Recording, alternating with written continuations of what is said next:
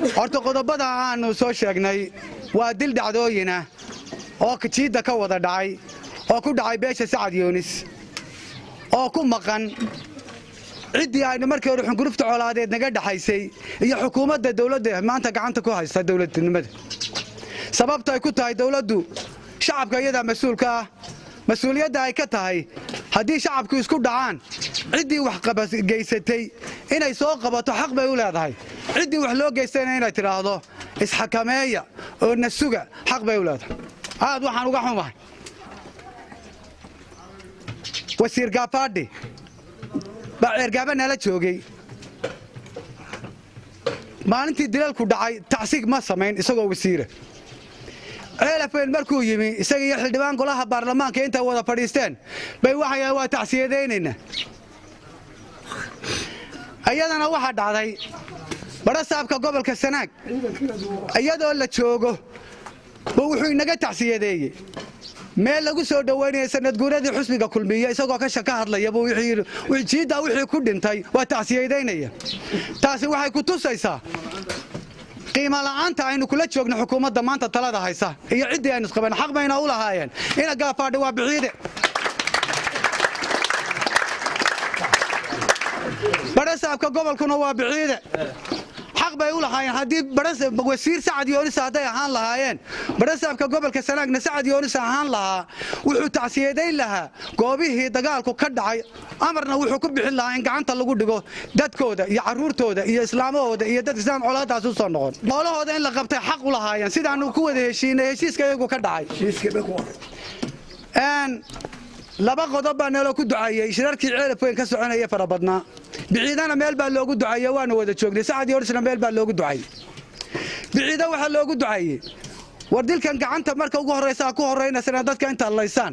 ma idinka ducaynaa haabayada waa looga ducaayay ilaahay kuma doojin innagana waxa la inooga ducaayay warka daba cararka markiiba mid qanbalaf kaga siinaysa ma idinka ducaynaa haabaynu nidhi ilaahay waa aqbalay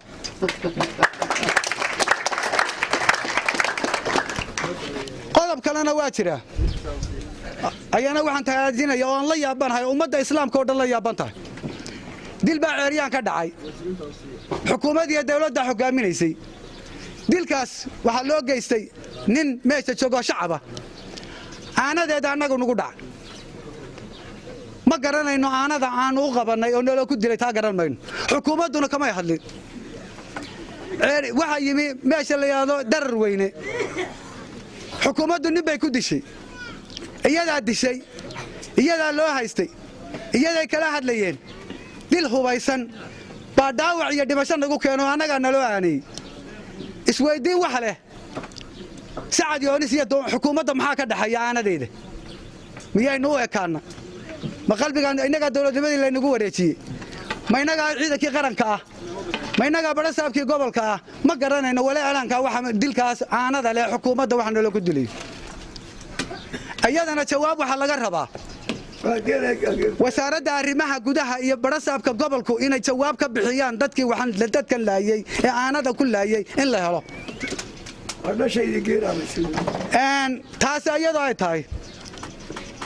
fudayd ku dari mayno maanta fudayd ku dari mayno maanta aqli baa nala wehela maanta fudayd ku dari mayno dilkuna inuu sii socdo annaga xagga iyaga ma jeclin mana doonayno laakiin wali alaanka u raggii aanu ka soo horjeednay dhowdhowdu caduur wali uma dhaadhicin waa soconaya waxaanu leenahay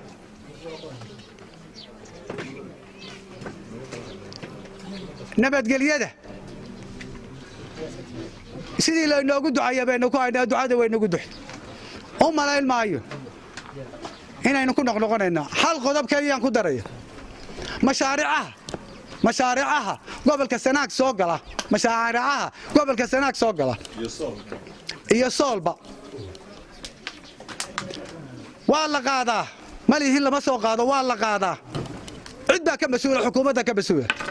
haday hay'ada noqotana iskama bixiso meel ma timaado waxay u timaadaa maamulka gobolka jooga ama sool ha noqoto ama Sanaag ha noqotee ayaa uu gacanta u soo gelisaa xukuumadda u timaada